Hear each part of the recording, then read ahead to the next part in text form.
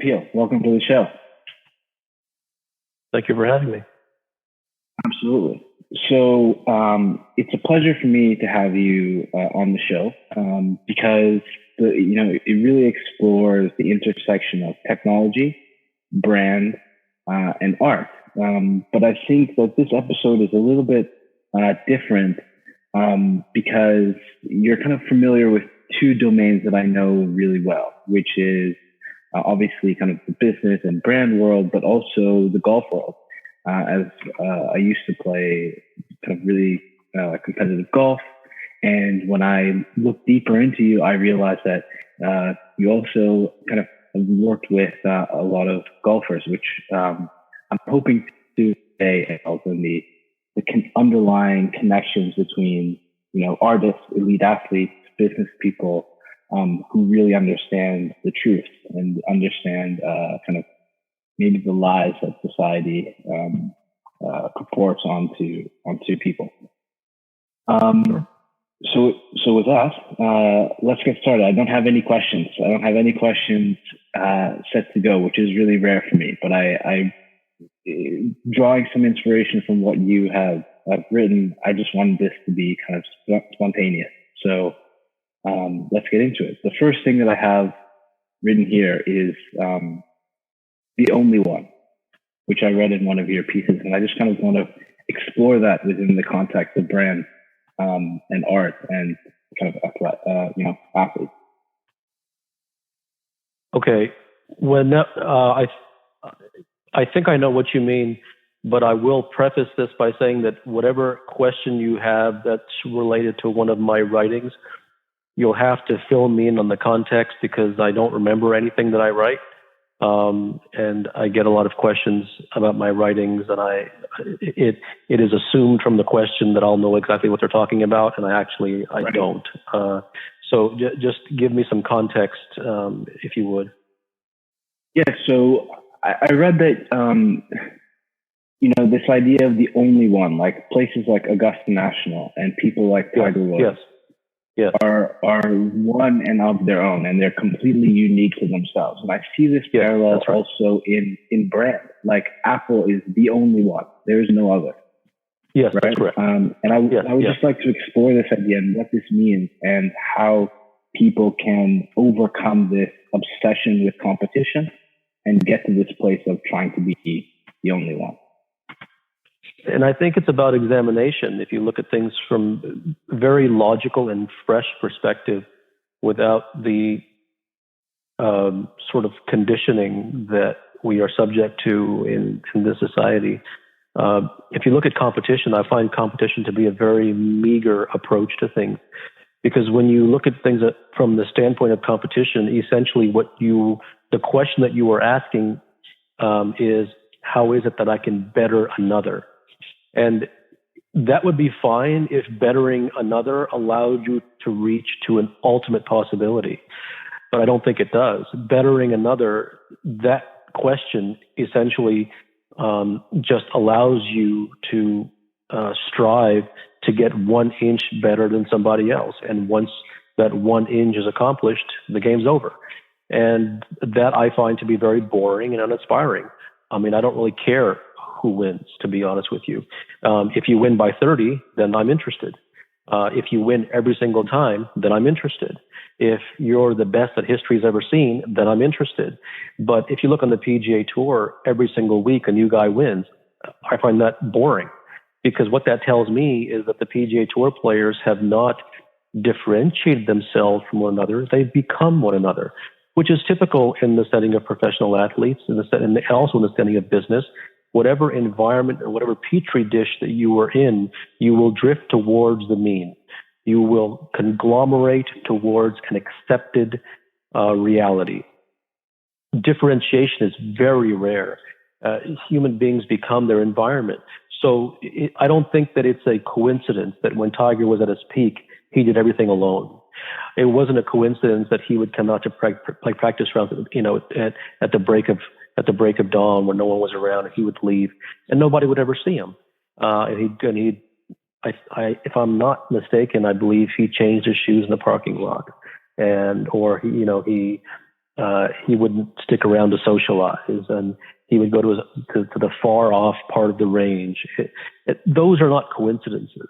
The people who truly become great generally tend to be loners. They generally tend to walk a very solitary path. So the obsession with being better, I think, is it's very low level. I think better and best is not as inspiring as being the only. And the reason that Tiger was, to use an example of Tiger, the reason that Tiger is hailed even to this day, given, despite the fact that he's dropped, so many points in the rankings, it must be 700 or something, I'm not sure, but in that area, it isn't because he was better. It was because he was the only. So people gravitate, people are drawn to, people are mesmerized, not by better, but by the only. Is that learned or is that innate? I mean, I think DNA is DNA, and how someone's natural bent towards thinking a particular way tends to be a DNA, but the DNA to change is also DNA. So, the learned versus innate thing, I don't know if that question really goes anywhere. The bottom line is, do you want to know the truth or do you not? And whether you were born thinking that way or you learned to think that way doesn't really matter. Now, I want to avoid the prescriptions. I really do. But if you were to look at the world of business and look at the world of brand, there's a lot of competition, obviously. What would you say to those new brands and to the existing brands and people who are obviously working within those companies to become the only in their respective category, if there exists such a thing after being the only? The most important thing with everything, everyone begins in the wrong place. And everyone begins with, what should I do? Everyone begins with, what advice can you give me? And that's really a disingenuous place to begin. The place to begin always is, where do you want to go?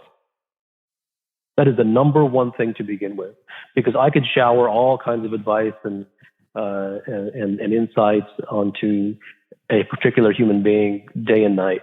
But if that isn't where he wants to go, then it is a mere curiosity. I'm just wasting my time. So it isn't that question that you ask is a distant second. The one question that would be actually more applicable and more effective and more sincere would be to say, who do you really want to be? That's what you must examine. And we live in a world where it's all about who you should be. And I don't care about who you should be, because I don't care about the world. I don't care about society. I don't care about prescriptions. I don't care about should. It is the reality of what sort of heart beats within you. Not motivation, not, work till you drop, not all this nonsense. It is just sit with yourself and discover no good, no bad, no right, no wrong. Just be honest with yourself. And who is it that I want to be? That's where everything begins. Is that a process of literally just sitting on your own and asking yourself these questions? Well, yeah, but even in that question, there's a prescription, because even in that question, right, they're asking, so should one sit there and ask him? No, it's almost like everyone needs to be shaken out of prescription land, right? And just listen to my words. Don't turn them into a prescription.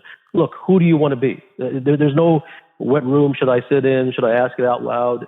That we're back to the prescriptions again. That's the default is, well, how should I ask? As soon as you ask for prescription, you'll begin to follow prescriptions. As soon as you begin to follow prescriptions, you will not be doing it genuinely. Okay. Yeah, yeah, it's deeply ingrained into. Absolutely. Yeah. As I said, you become your environment. Absolutely. Okay, so within the people who become the only one, or brands that become the only one, is something that I have seen, which I think in your writing is what you have touched on, in terms of kind of what I have seen, which is this idea of seriousness. And what do you mean by seriousness? And what does that mean to you? How does that manifest? Whether it's in relationships, whether it's in business, whether it's in sports, whether it's in any domain, a fundamental truth about human beings is this: human beings get away with that which they can get away with.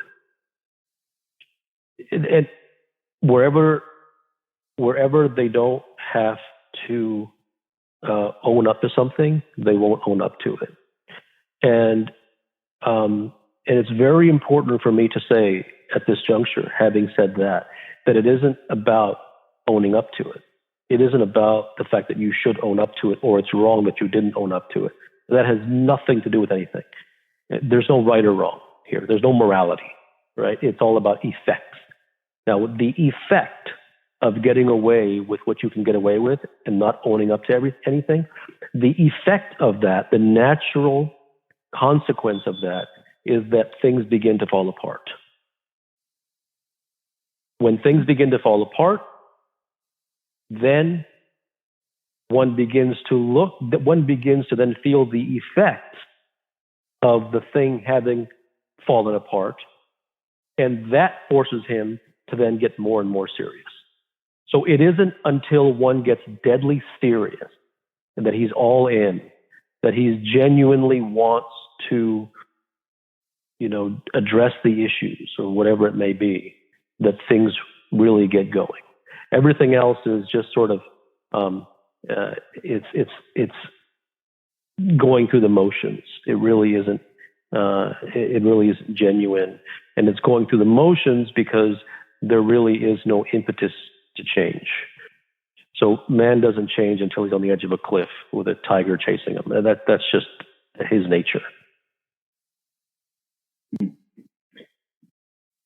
And now, once that happens and you get serious, is when you can find the truth.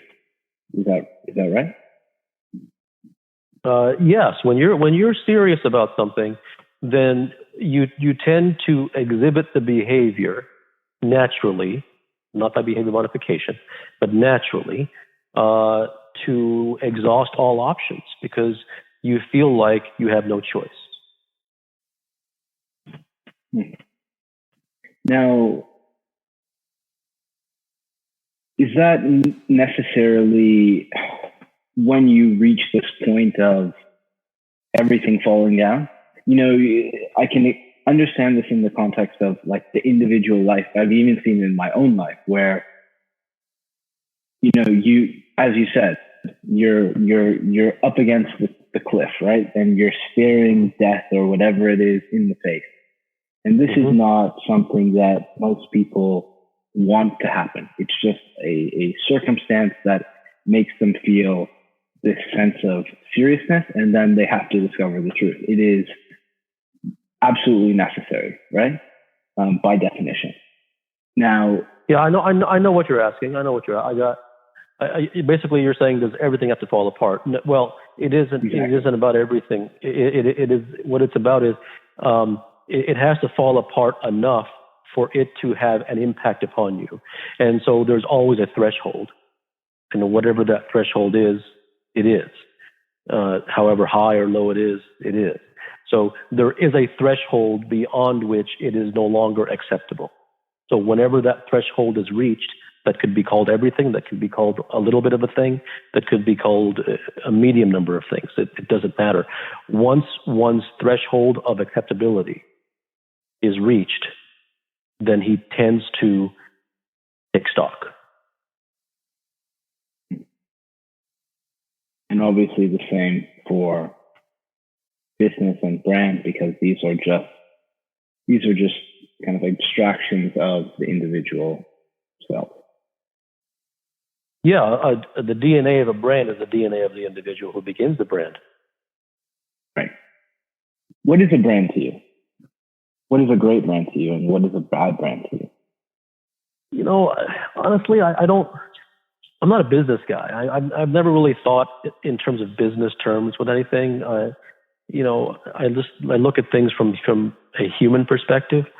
So I don't really spend much time thinking about that because it doesn't interest me.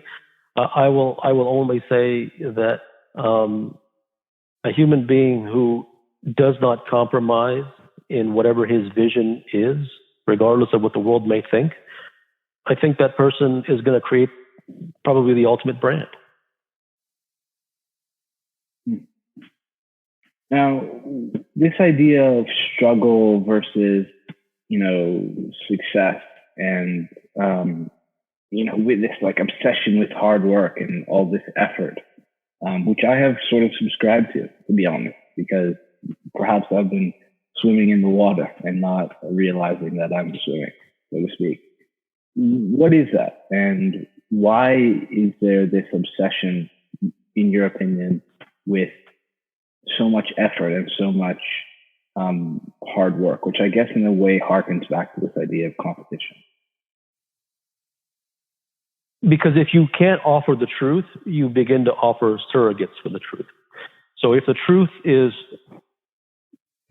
5 inches from you, but you don't know what it is, then the only thing that you can offer is work hard to get there. So if all you have is work hard to get there, then you will beat that drum because it's all you got. So hard work is primarily an anxiety. Hard work is done primarily because one is afraid that if they don't work hard enough, then the next guy who's working harder might get what they want. So I think hard work is totally unnecessary. Now, when one is driven towards something, when one has a vision for something, when they can't not have it, they will do what needs to be done, but that isn't hard work. It isn't. I mean, they may bleed, they may sweat, but it isn't done for its sake. I mean, those are natural consequences of. They aren't a tool to get there. I'm not going to go spend 8 hours a day beating golf balls. That's stupid. That's all. Most golfers do that, and it's a waste of time. So it fundamentally, it isn't about working hard. It's about learning. So the truth always takes less time. So for me, it is like I said, everything is so completely opposite of what society says. Society just lies through its teeth because it has nothing else to offer. So it really, I'm not looking for how I can do the most. I want to know how can I do the absolute least and get the most. Which is sort of nature itself. Yeah, absolutely. Yeah, that's right. Gravity doesn't work hard. Right. What have you learned from nature? That it's peaceful and that it never struggles. Is that the ideal that you've seen in the truth? The beauty of the truth is it's never wrong. There's no possibility of wrongness. It's reliable. It's the only thing that one can rest their entire life on. It is not shifting sand.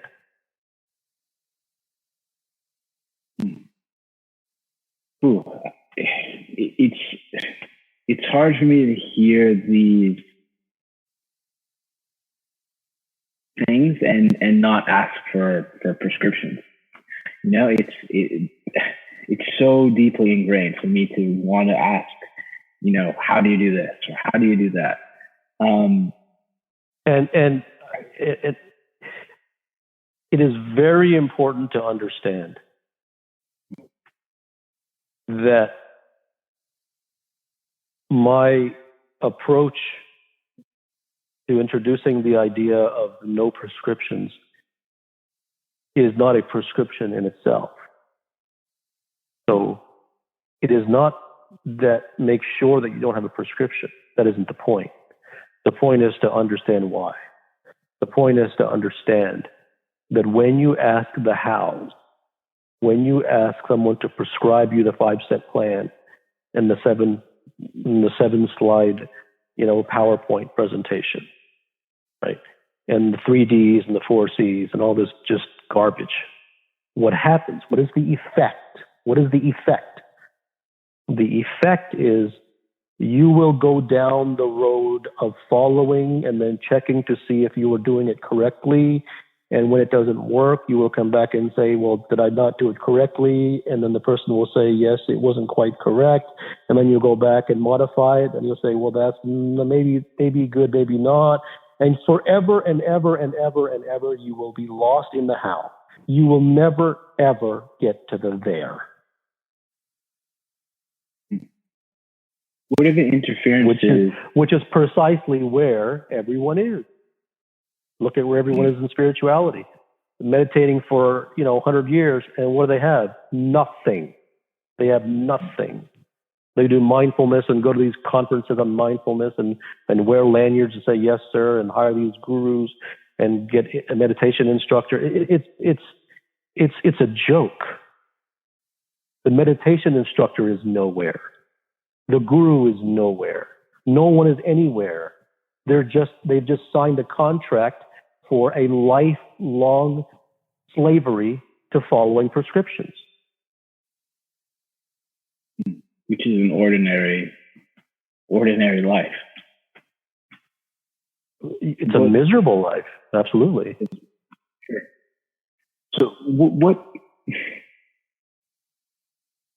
in terms of interferences, if we want to get back to this idea of sort of nature and the laws of physics, right? Friction is something that it holds people back, obviously, or holds an object back.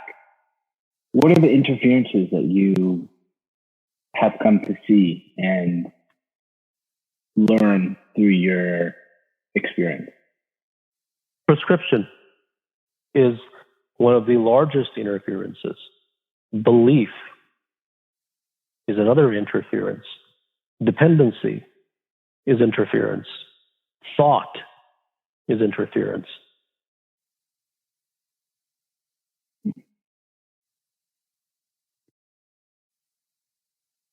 What is beyond thought?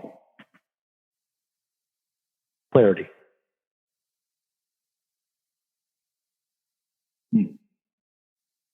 Direct perception. Sight. This is the idea of sight. Being able to see clearly what is. Yes. Yes. Immersion in experience.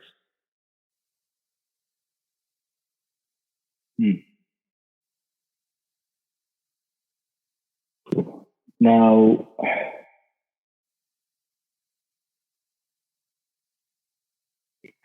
this is obviously it can't be a mental exercise, right? You can't think your way. No, there's no exercises. There's no exercise. Right, there's no exercises. So I know this is a prescriptive question, but I'm going to ask it anyway and hope that it gets us somewhere that is not. But how do we understand the process, or not? There's no process. How do we see clearly? By understanding that you're seeing through fog. And the more that one understands that he sees through fog, and the more unacceptable it is to him that he is seeing through fog, then the desire to see clearly will cultivate in him. And it is only then that he has a chance. Up until that time, he can ask how to see clearly all day long. The truth is, he's only asking for some sprinkles of curiosity. That's all he's interested in. He's not going to do it anyway. Unless something is heartfelt, nothing changes. That's so true. Ooh. And once you're there and you understand where it is that you'd like to go and what it is that you want, right? Sincerely, you're serious about this. You can reach freedom, ultimate freedom. Yes. What is ultimate freedom? Freedom from the self. Freedom from the self. What does that mean to you? The self is interference. The self is mind. The self is involuntary thought. The self is being shackled to a false identity. And when one is shackled to a false identity, he lives his entire life being subservient to that identity. And that is ultimate slavery. So freedom is a complete freedom from the self.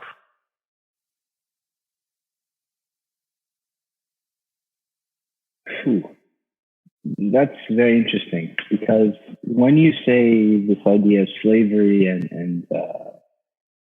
kind of psychological slavery, economic slavery, all these different forms of imprisonment, whether physical or kind of mental, a lot of the kind of capitalistic society is predicated upon this notion, in my opinion, especially as somebody who understands brands, how brands are built. A lot of them are predicated on this idea of like, I know that you want to get to this certain identity, and I'm going to associate a product with that identity. Now, what do you think a world without?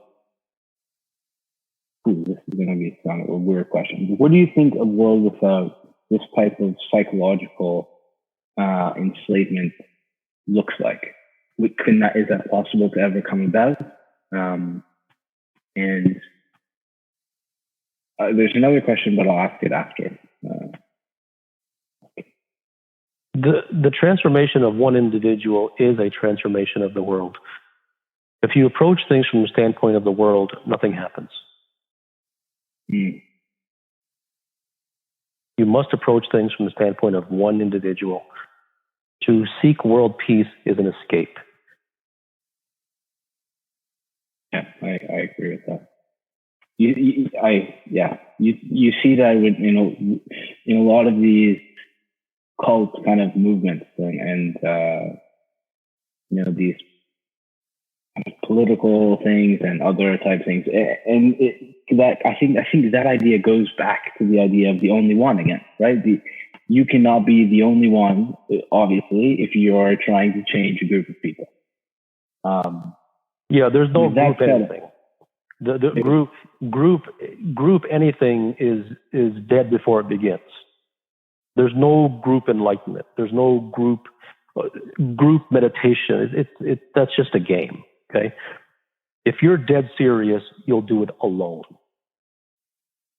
Or you might have insights from another person, not prescriptive insights, but insights that might help with a soft hand and a light touch guide you,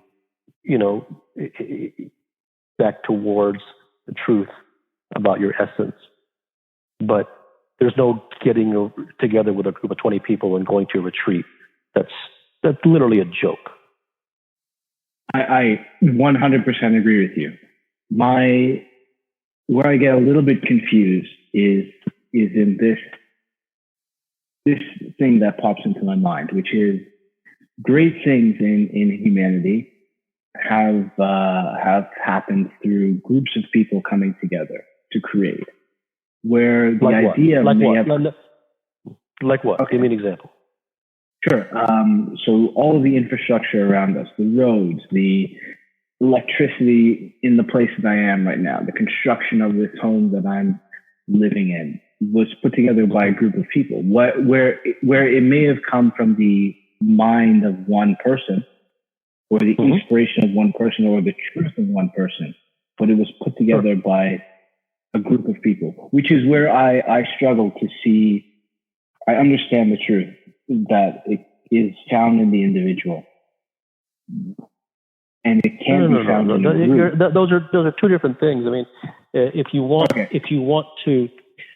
you cut down half of a tree and you want to move that tree from one side of the forest to another, then yeah, one person does not have the physical strength to carry the tree, and so therefore he will employ others to assist him in a concerted effort to lift the tree.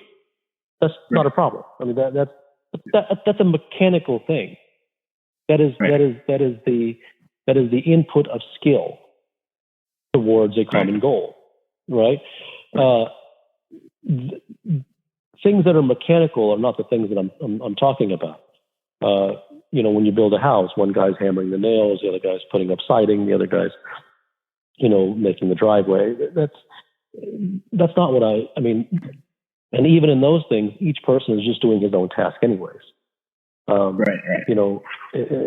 even in those things, really, it's individual, because when each person holds the tree, he's only holding his part of the tree.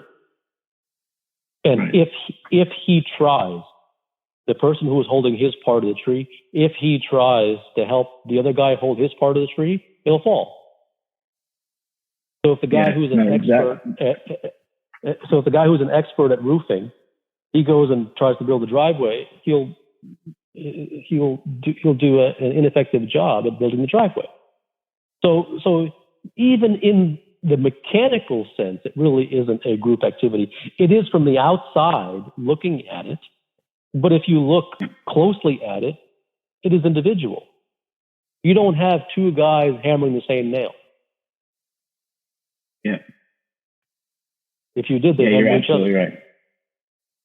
Right. No, that brings a lot of clarity to the trouble that I was having. So thank you. See, that's why I don't believe in teams. If you look at sports teams, okay? Sports teams talk about sacrifice, that each person must sacrifice for the team.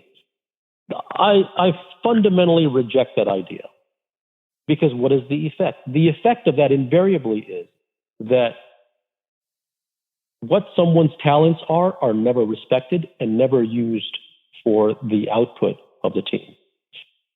It's viewed from a standpoint of fairness, right? Like, well, you should play defense sometimes, and you shouldn't, hold the puck or the ball or the whatever it is. Everybody has an enormous capability. Each person has an enormous talent, and that person should be used just for that one talent. He shouldn't sacrifice for the team. The team will come together when each individual is used to his ultimate fruition. When each person sacrifices for the team, you have a crappy team. That's true. So that will be like the 10 guys who are holding that tree, and then each person's trying to hold more of the tree than the other guy to sacrifice. Well, he's just going to get tired quicker. And then he's not going to be able to even do his part. So I don't believe any of these things. There is no team. Yeah, I agree with that. That's why I chose to play golf as a younger person, to be honest with you. Now, so this is clearly a lie or a misconception within the business world as well, because you see all these groups of people that they say, hey, work on this team or work in this group, or we got to do this for the common good or what, right? So that in the business world, it's the same thing. Obviously, it's like, why are we putting together people in teams and to kind of work together? So in your mind, so it's yeah. I'm cutting you off because I'm going to lose my response if I don't. Okay. No, please do. Yeah, go ahead.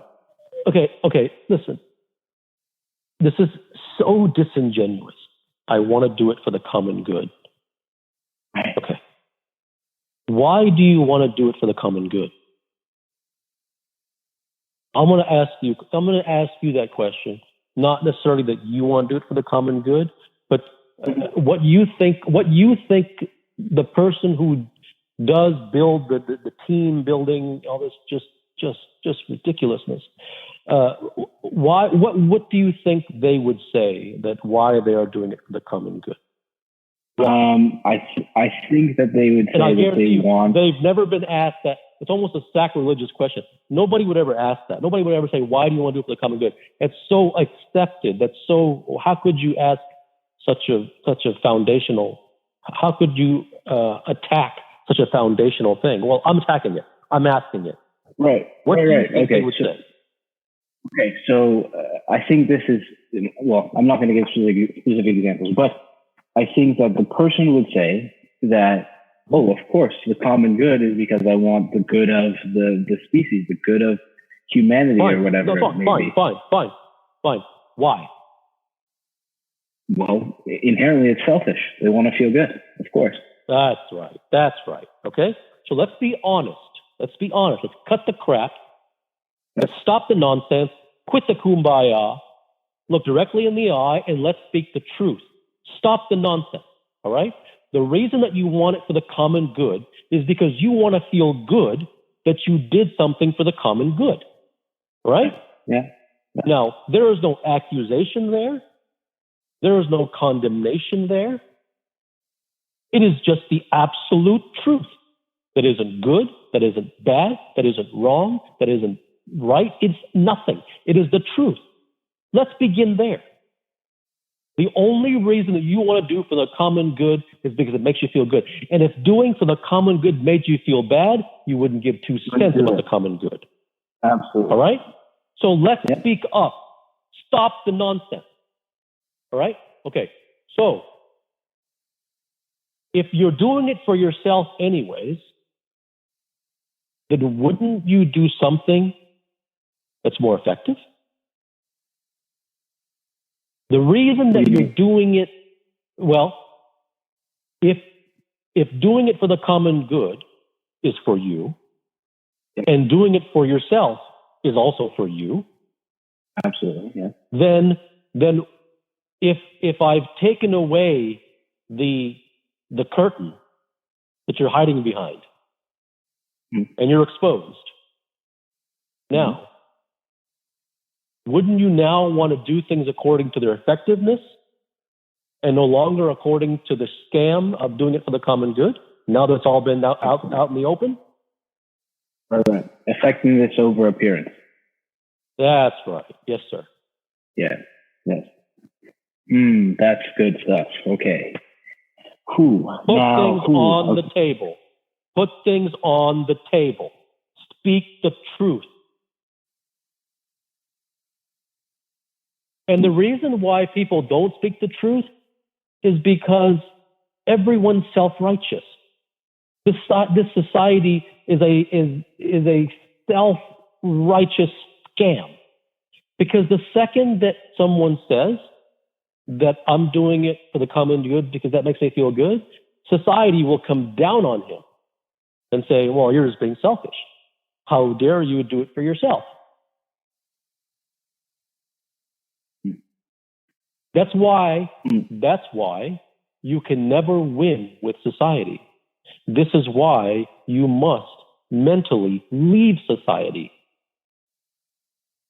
You will never get anything from being rewarded by society or being condemned by society. You'll never get anything because whatever it'll give you with one hand, it'll take away with the other. That's right. Yeah, that's absolutely right. Which, of course, you know. But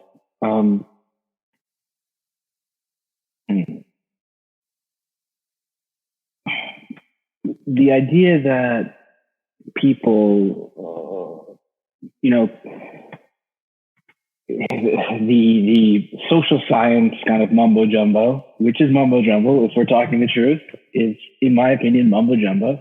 Will tell you that we are social beings. We depend upon one another and society and the group, and it's ingrained in our biology to kind of to adhere to what the group wants or needs, and we want it fine. to be approved. Stop there. I got it. Let me respond. Yep. I'm gonna forget. Absolutely. Okay. I don't care what biology says. I don't care. No human being cares what biology says. Okay? The scientists need to just stay in their cubby holes and in their laboratories and do their test tubes and write their papers and get peer reviewed and progress from associate professor to professor and play their games. That's fine. Okay? Just don't bother me. All right. Let's talk truth.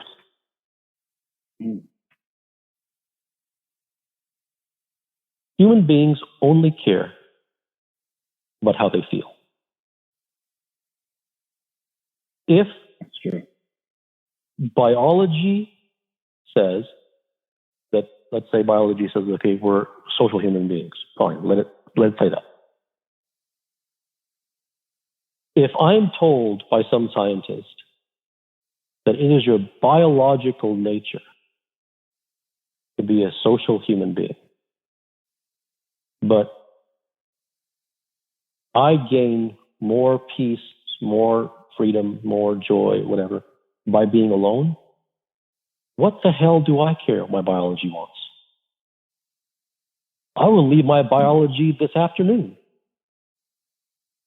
So in other words, I'm supposed to follow your biological paradigm and feel miserable, and at the end of my life say, well, I followed biology? I don't care. Now, let's look at the people who are social. Mm-hmm. Let's look at the truth. You become social. Fine. You go to your parties.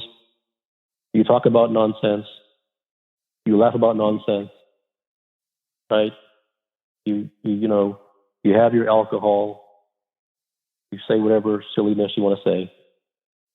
And you live it up. And then you leave. That high that you had is followed by a dramatic low. Therefore, you then must perpetuate that by seeking another high. Therefore, you will then engage again in a social event. That will be followed by a crash. And that low is simply unacceptable. The person can't feel that way, so he has to engage again. Okay. Now, someone might listen to what I just said, the scientist, for example, and might say, yes, see, we feel good in social environments. Okay. But that whole scenario is not sustainable. To me, the only thing that is real is the thing that is permanent. If I have to keep replenishing, it's false. Ooh, that's good. Yeah. So if I went to a social event and that lasted me forever, that's real. If I have to keep going back for a hit, that's false. Yeah. So I don't know if biology says that we're social or not. I couldn't care less. All I know is I'm not going to spend my entire life looking for hits.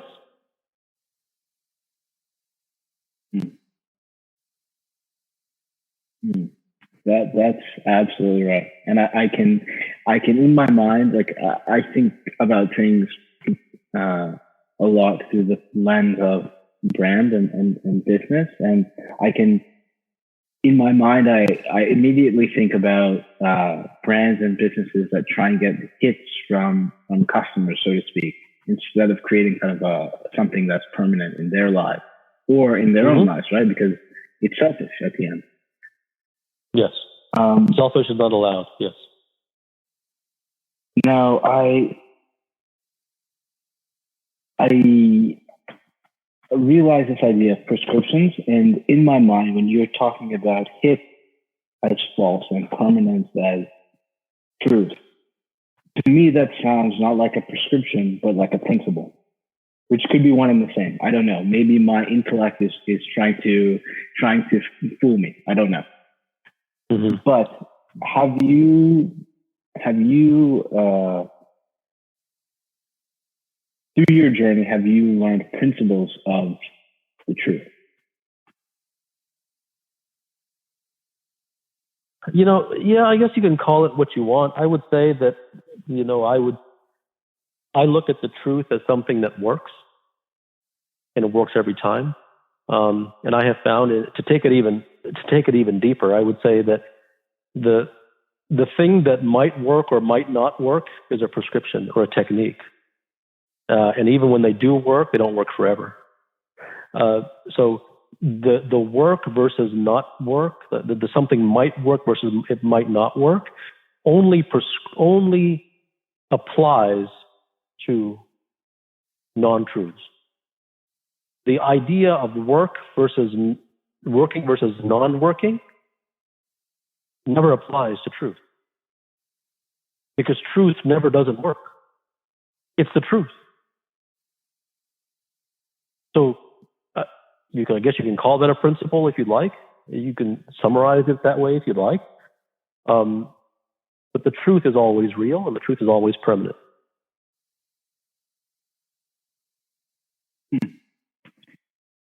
Now, we're talking the truth, so let's be truthful.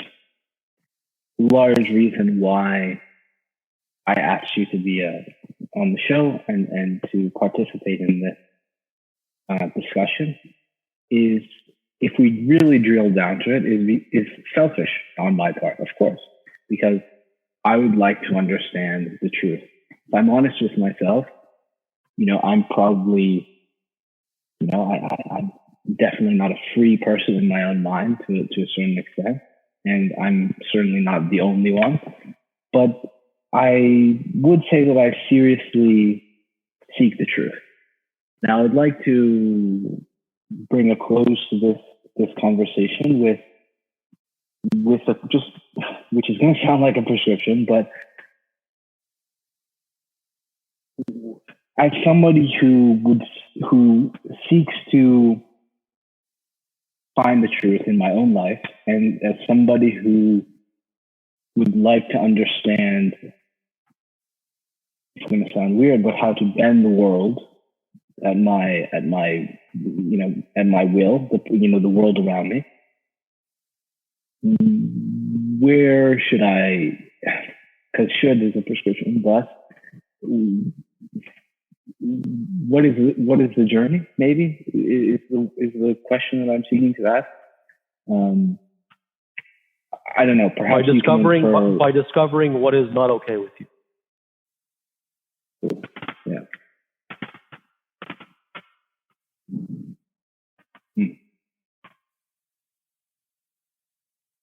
That's absolutely right.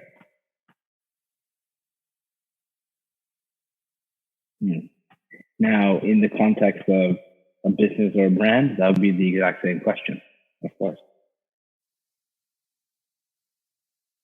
I would say, who is for the business or the brand, it would be in your best interest to discover who it is that you want to be, because that destination will create the avenue. Yeah, that's absolutely right. Kapil, is there anything else that you'd like to discuss or get off your, well, not off your mind, but that you'd just like to express, or anything that you'd like to say? No, just thank you for having me. Okay. Yes, thank you for speaking with me. It was truly a pleasure. And also, is there anywhere that you'd like people to check you out, or anything that you have to say, or any writings that people can? Those who are sincere can go to the website and they can apply to receive my private discourses at kapilguptamd.com. My Twitter handle is KAPILGUPTAMD. And there's quite a lot of activity and fireworks that usually go on there. So that might be of interest to a few. Thank you so much for taking the time, and have a nice